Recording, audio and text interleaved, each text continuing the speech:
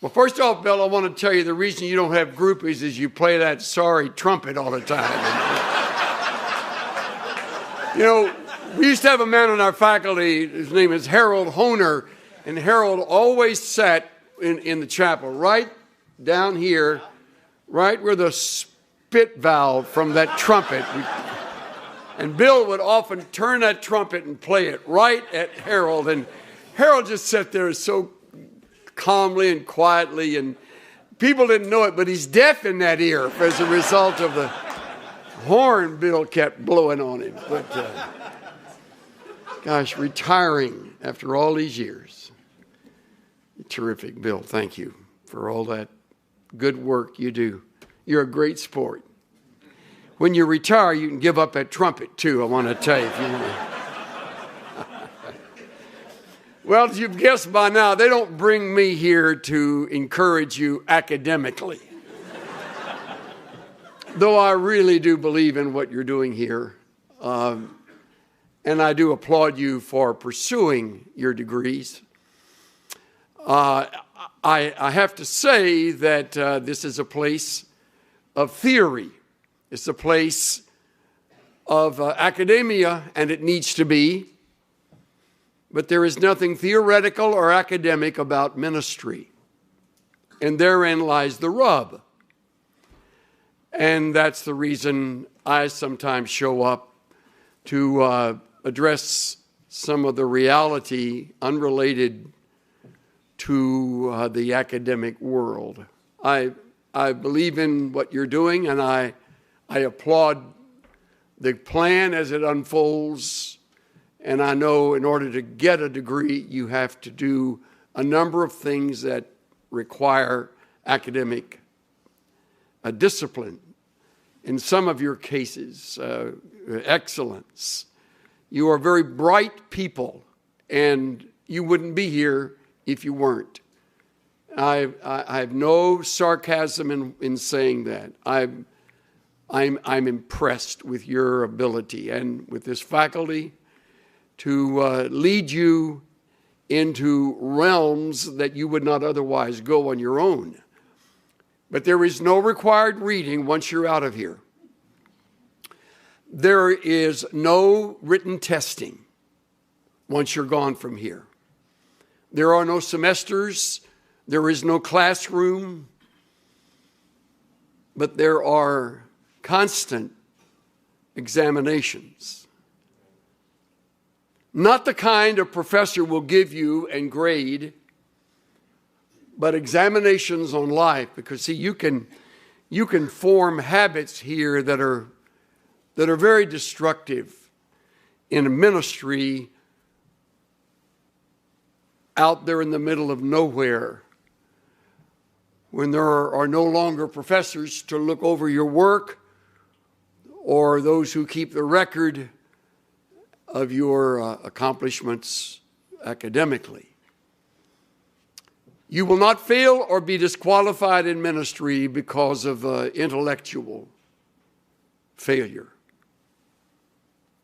You will fail because of character failure. That's where you'll fail.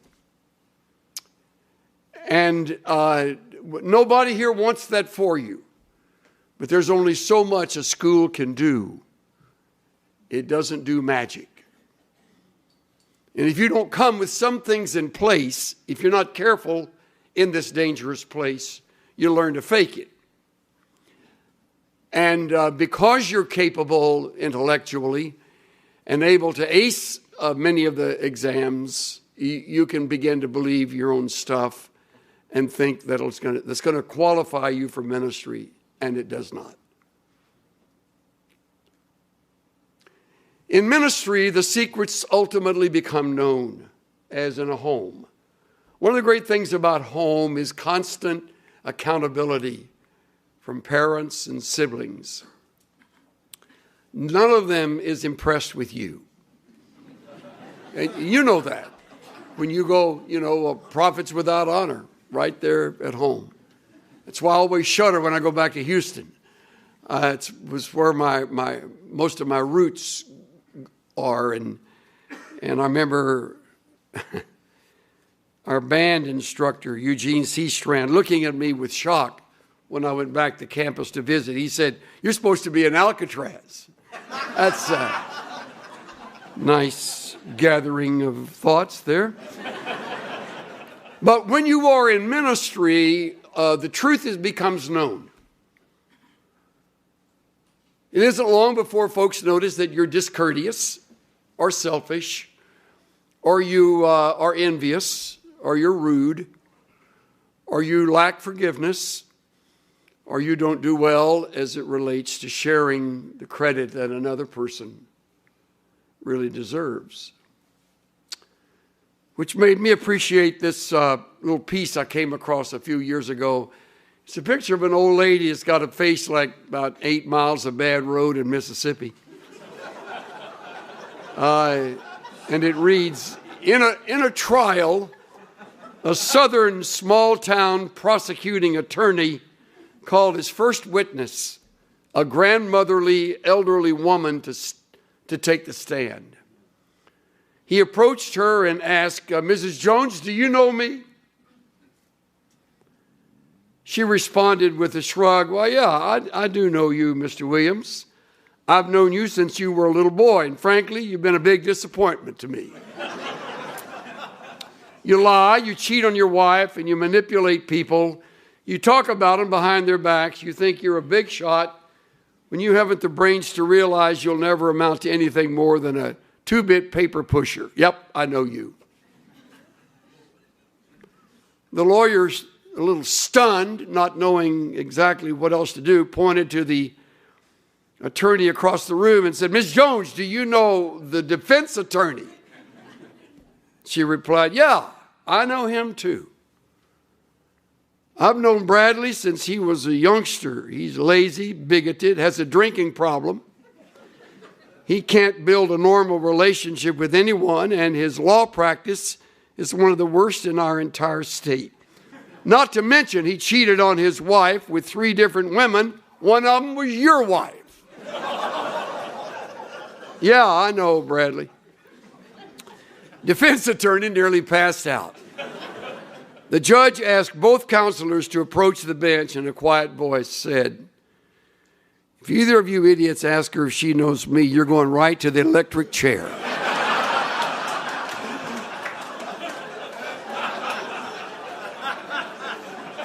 I like that. They get to know you in ministry, and they are not impressed. You're not there to make a great impression. You're there to exalt the Savior.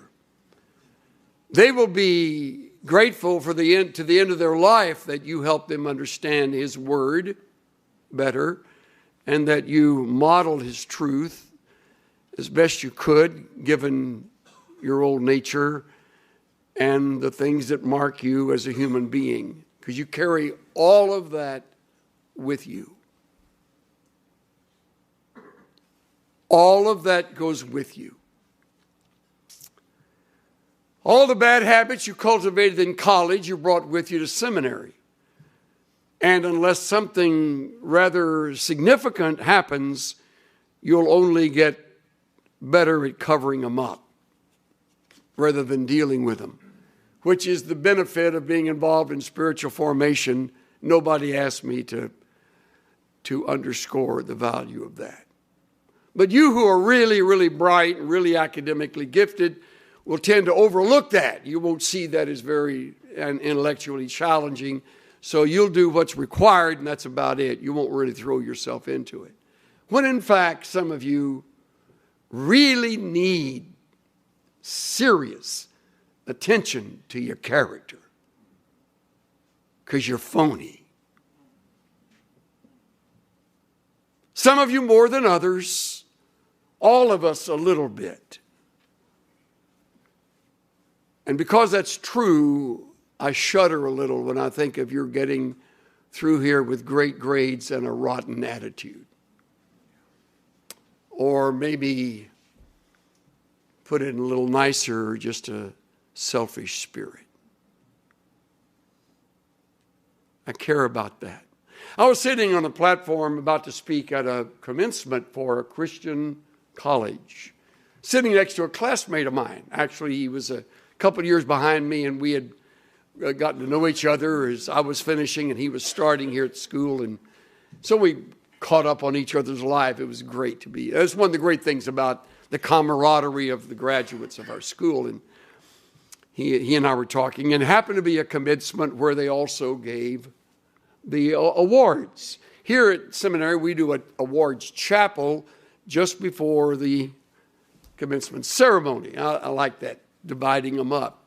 But at that school, they gave awards the same day they graduated students, and it was a large class, about 300. And the young lady who won the academic award, she was valedictorian, 4.4, as I recall, graduating top of her class. When they called her name and to come up and get the award, the place just exploded. And I noticed my buddy sitting next to me wasn't applauding.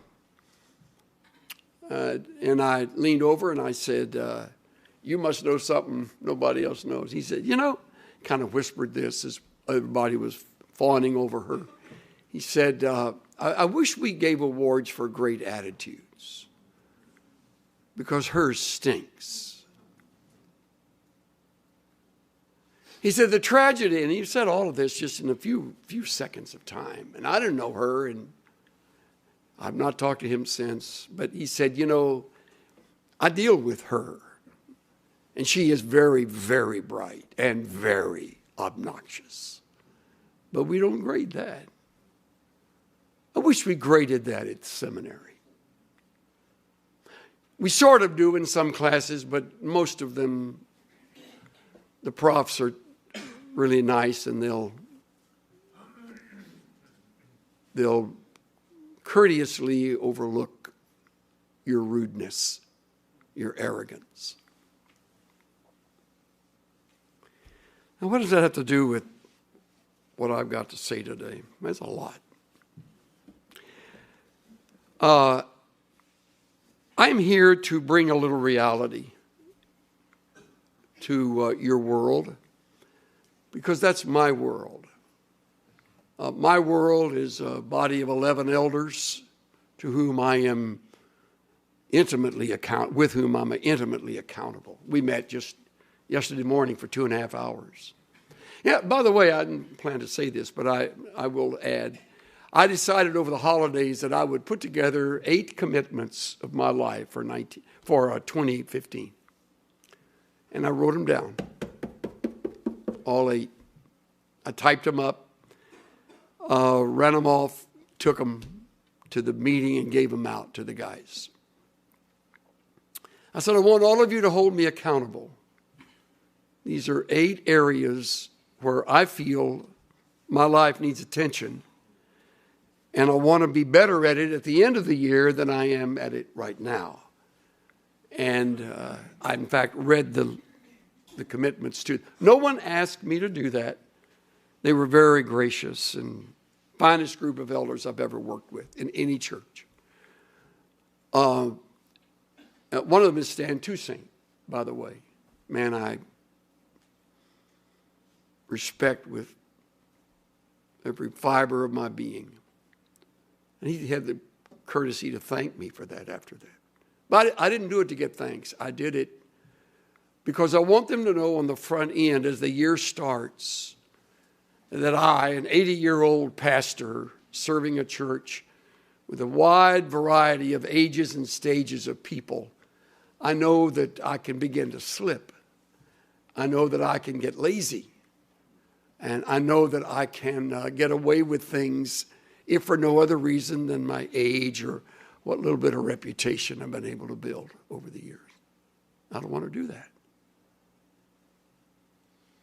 I don't want to get away with anything that is inappropriate and diminishes the glory of Christ and his role in my life and his work in my life. I have a long ways to go in areas like you do. So when I speak to you rather forcefully, as I have, I will always tell you the truth. I will never lie to you. And I will always address issues that are real issues. I don't make them up. Because you will be there when I'm dead and gone. And you will be there when no prof is there to correct a paper or to rearrange your thinking in an area where you're moving into error. That's why you can slip easily in ministry. If you're not accountable to those who hold your feet to the fire theologically. And if you don't read on your own, all your reading is dated. And so one of my commitments was to stay up on where we are, never forgetting that God is sovereign over it all. So I stand with you today as a fellow sinner, just a few more years in my life than you have, but the book that I love and from which I preach with all the passion I can muster is filled with very wise directives that I'm to take personally, regardless of achievements or academic accomplishment, as in your case, or what other people may think. I know myself too well to know that I could easily fake it. So can you. When I started last semester with you as my first time to speak in chapel, I had everybody turn to Philippians 3:10, where I'm turning right now. And I call this Paul's great passion. That I may know him and the power of his resurrection and the fellowship of his sufferings. That I may know him. The Amplified Bible does a masterful piece of work in just doing that, amplifying it. For my determined purpose in life is that I may know him. That is, that I may become increasingly more intimately acquainted with him. Intimately. I think of my wife and myself as intimate partners. 59 years, this year 60 years together. She knows me. She is not impressed with me. But she loves me too much to let me get away with stuff that is really ugly and inappropriate. And so, if I'm going to become intimately acquainted with her, I'm going to open myself to her and have no secrets, nothing hidden. And I'm going to listen when she corrects me and tells me, you know, you're getting a little sloppy on the red lights. She's right. I think red lights last too long. and the yellow light goes red too quickly. And the other day, as I went past, it was kind of pink. Kind of a pink color. And all of a sudden, a bright light went on from a camera. Right. That's what I did. Oh, man. So I went home. Walked in. Well, how was the time with Parker? It was great. Really good. She said, that's good. Everything okay? I said, no, I just had my picture taken. Actually, not my picture, but the car's picture. She goes, oh, man. So the other day when the mail came, she brings it in. Here's some mail you may want to open.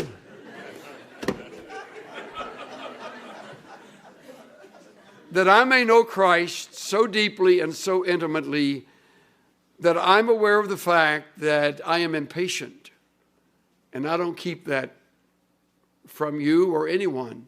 I acknowledge it. I face it. I have nothing to lose by telling you that that is a weakness in my life. I will on occasion, unguarded moments, say to the Lord, just simple prayer, just hurry up. Come on, Lord. I've been asking you this for the last hour. As if an hour is in his minute. But he doesn't run his life, my life, like I want it run. So I adapt to him. It's called submission, or one of the disciplines of the godly life, surrender. It doesn't come easily. If we are to become intimately acquainted with him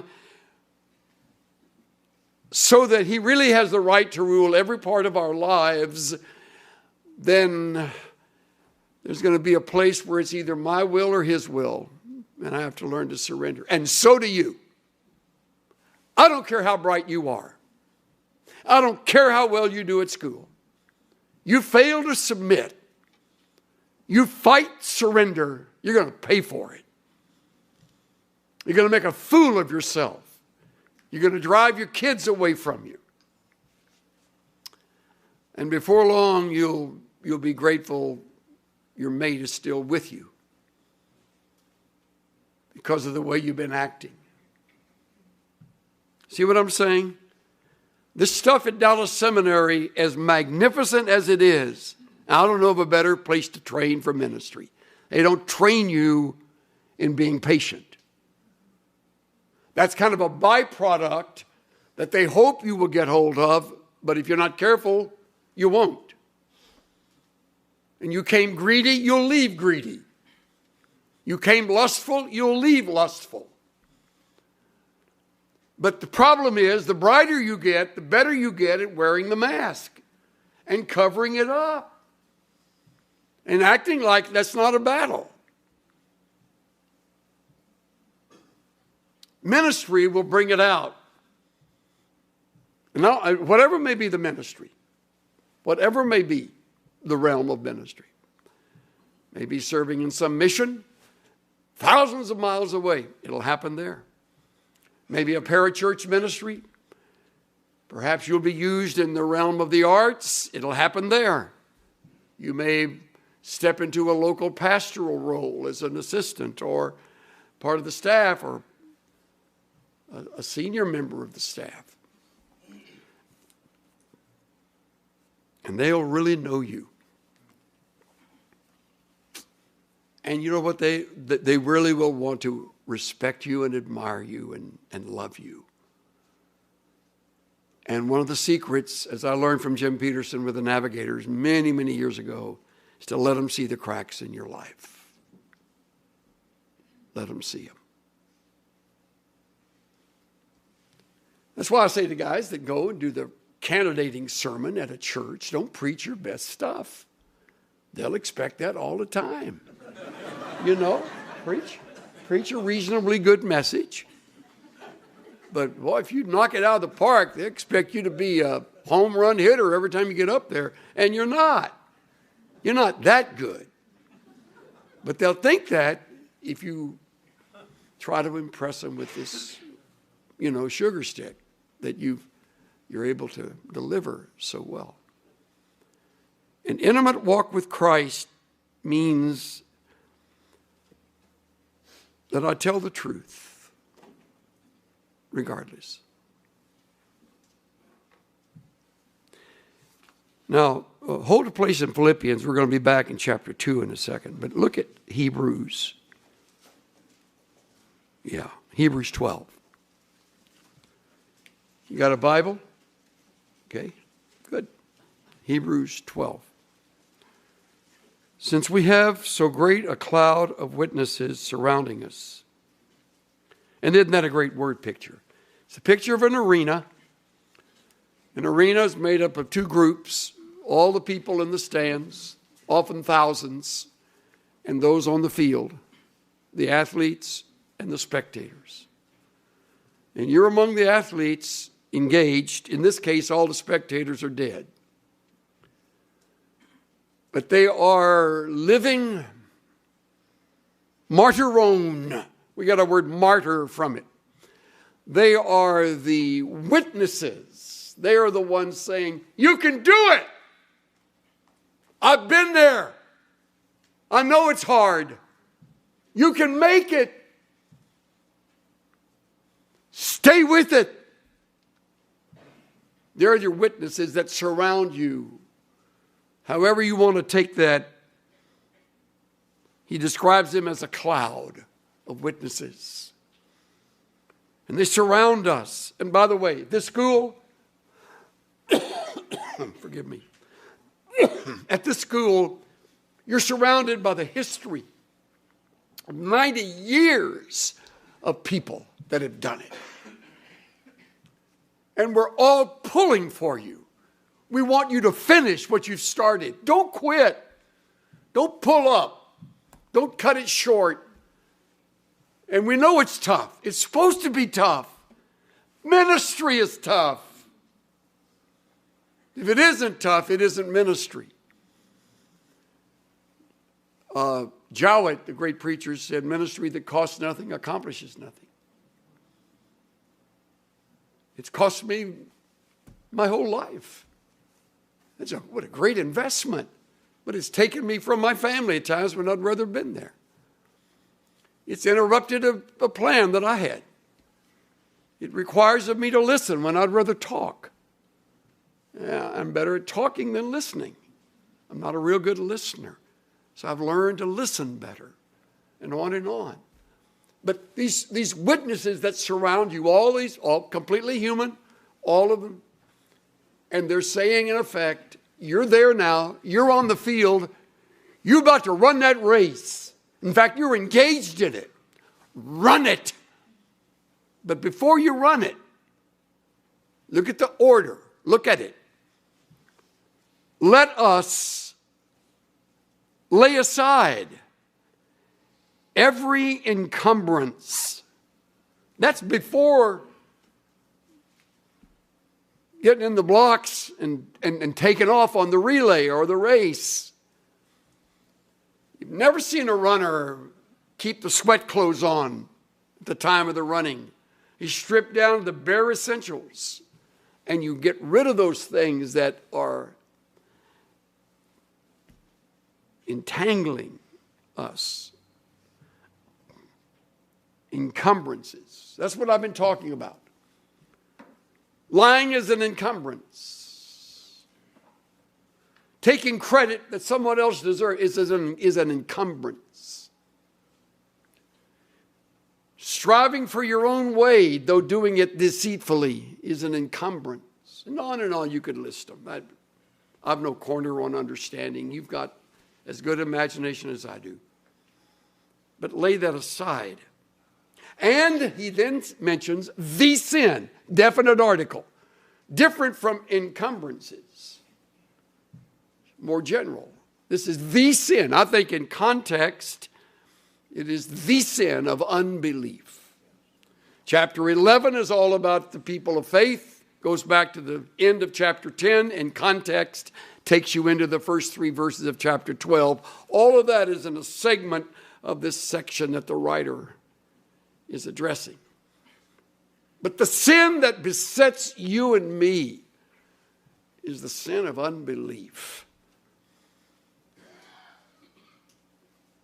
It's a constant battle. Remember the great words from Proverbs? Trust in the Lord with all your heart. Lean not to your own understanding. Remember those words? In all your ways, acknowledge him, and he'll make your path straight. Remember that? You memorized them when you were in Sunday school, or maybe a vacation Bible school, or perhaps with some group you were meeting with. Proverbs 3, 5, and 6. All your heart, all your ways. Big as life. Stands out. Trust him with all your heart. This seminary course that you're taking right now and every time you are back here, every semester, will be a test of your faith. Trust God. Trust him. He will not let you down.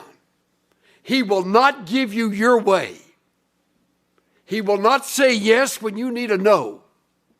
Trust him to lead. Trust him to provide. It is the sin that easily entangles us.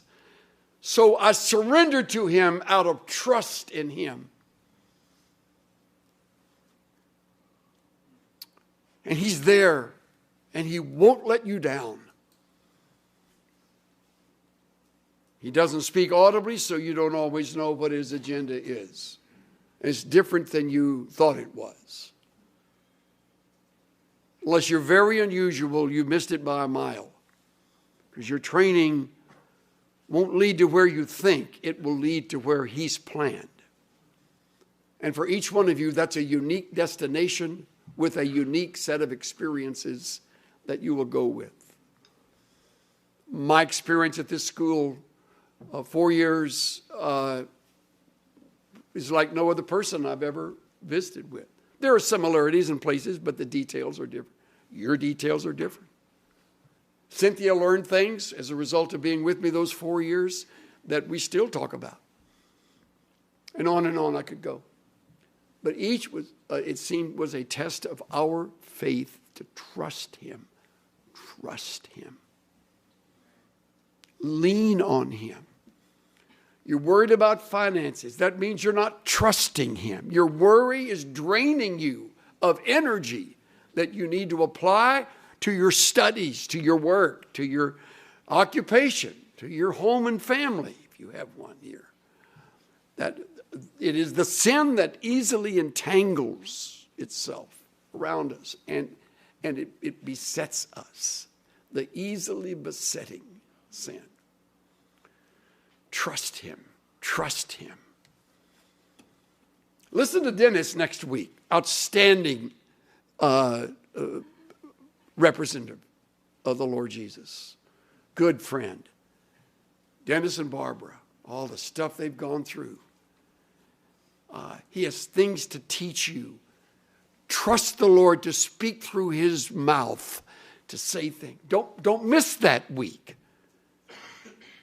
Or think it's a time to kind of hang out elsewhere. You be right here. Drink that in. Some of the best stuff we got in my years here, we got from what we call then the Bible Lecture Series or the Spiritual Life Week.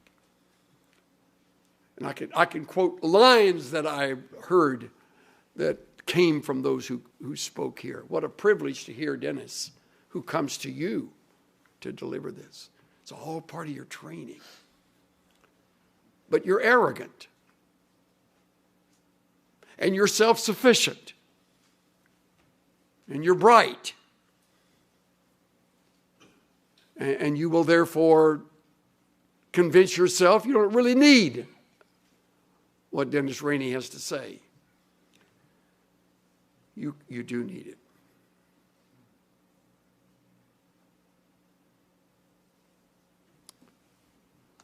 One more passage, okay? Philippians 2. This will eat your lunch. You think 3 got to you. Look at chapter 2. Talking about surrendering your will. Verse 3. Do nothing from selfishness or empty conceit. Now there's a mouthful and worth 3 sermons. Do nothing from selfishness or empty conceit, but with humility of mind. Look at this. This is for you, seminary students. This is for me, preacher. This is for you, faculty members. This is for you, administration. This is for all of y'all. Do nothing from selfishness or empty conceit, but with humility of mind, let each of you regard one another as more important than himself. That's a tough assignment. Doesn't mean just holding the door open so somebody else can walk in before you do. Though that's a courteous thing to do. There's a word borrowed from German for the pleasure we take in the disappointments and suffering of others. It's Schadenfreude. Schadenfreude is the basic principle behind 90% of reality TV. The opposite is a specific kind of jealousy. Listen to this. This is the story of your life in ministry, unless you're going to be really different. Being depressed by the good fortune of others. Envy is an ugly emotion and an even worse lifestyle. And it doesn't get any less ugly when you try to accessorize it as idealism, pretending that your jealousy is a sense of justice or fairness, for example. Unfortunately, it is the common lot of mankind not only to covet your neighbor's ass, I'm using the term biblically, he says it here, but also to be annoyed and irritable if he has an especially nice one. I learned this one afternoon in a hotel room in Washington, D.C. An acquaintance of mine had recently published a quite successful book and was getting both good reviews and healthy sales. As it happened, the author deserved all of this success because the book was well done, timely, and an important addition to the public debate. So I was depressed. A recent book of my own on a similar subject had not been nearly as successful. So watching the other author's celebrity was a bit like a root canal for my ego. My relative lack of success was in no way caused by the other author. And his success took nothing away from me, but I was nevertheless in a deep funk. I also had a decision to make. As it turned out, he was having a book signing party at a local Washington bookstore that evening. Should I go? The question made as much sense as how would I like a hot, sharp stick poked in my eye? But I thought about it. Youth has its passion, but age has its bitterness. Whoa. And frankly, I didn't like the way it felt. First of all, it was pointless. What good did it do me to be depressed about someone else's success? It's one thing to be down about your own failure, although you shouldn't dwell on it. But what possible reason would you have to wallow in self-pity over someone else's good fortune? Isn't that a good question? More good stuff he writes, but that's one you're going to have to fight. I don't know of any sin more subtle or more famous in ministry than envy. You'll fight it constantly unless you're really a cut above. And if you are, I admire you. To applaud the success of a classmate, to graduate and to know what kind of a classmate he or she was, and then to see that success wash over them when you really may have studied harder or maybe even made better grades. But success doesn't come to you like it comes to her or to him, and you're going to fight that. That ugly envy will emerge again and again and again until you finally look yourself in the mirror and say, knock it off. What an ugly way to respond to this brother or this sister who deserves every bit of the accolades that she's receiving. Don't do anything from selfishness or empty conceit, but with humility of mind, regard each as more important than himself. Don't merely look out for your own personal interests, but the interests of others. Practice that at DTS.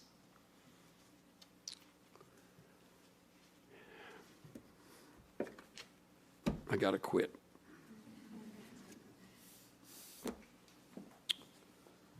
I wish before you leave you'd buy a copy of The Valley of Vision. It's a series of Puritan prayers. This is my second time through it. I've about worn this one out. I wore out another one, so you know it's worth reading. I read them from time to time. Very eloquent words that maybe sound dated but have a relevant ring to them. And I close with these words. I'm a shell full of dust, made anew by an unseen power of grace. Yet I'm no rare object of valuable price, but one who has nothing and is nothing, although chosen from thee, of thee from eternity, and born again. I'm deeply convinced of the evil and misery of my sinful state. of the vanity of creatures, but also of the sufficiency of Christ. Now listen closely. When thou wouldest guide me, I control myself. When thou wouldest be sovereign, I rule myself. When thou wouldest take care of me, I suffice myself. When I should depend on thy providings, I supply myself. When I should submit to thy providence, I follow my will. When I should study, love, honor, trust thee, I serve myself. I fault and correct thy laws to suit myself. Instead of thee, I look to man's approbation. I am by nature an idolater.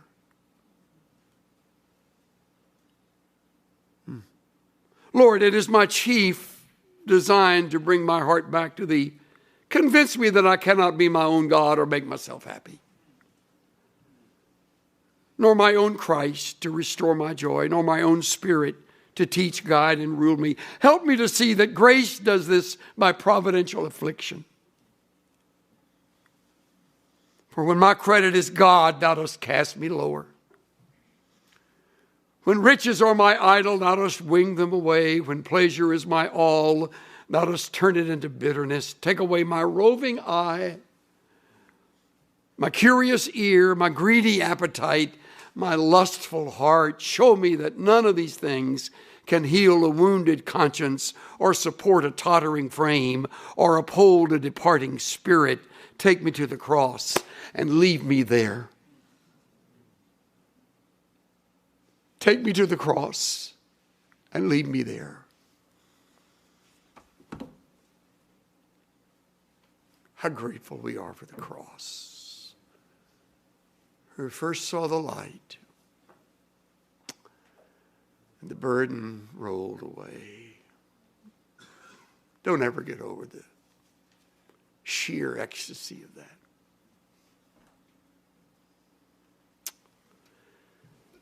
Lord, change is in order, and I'm first in line. After all these years of knowing you and walking with you, I'm just now learning some of these things. And I'm ashamed to admit that I'm like a juvenile in some of these things. I'm just learning them. And you've been faithful to work with me all these years. You've used 4 kids and 10 grandkids in my life. You've used affliction and confrontation from brothers and sisters. You've reproved me, and I'm just now getting it. Give me a few more years, Lord, to live it out. I'd like to show you how much you mean to me. Keep me at the cross, where change comes only from you. Change my heart. Change my motivation. Change my life. In the name of Jesus. Everybody said,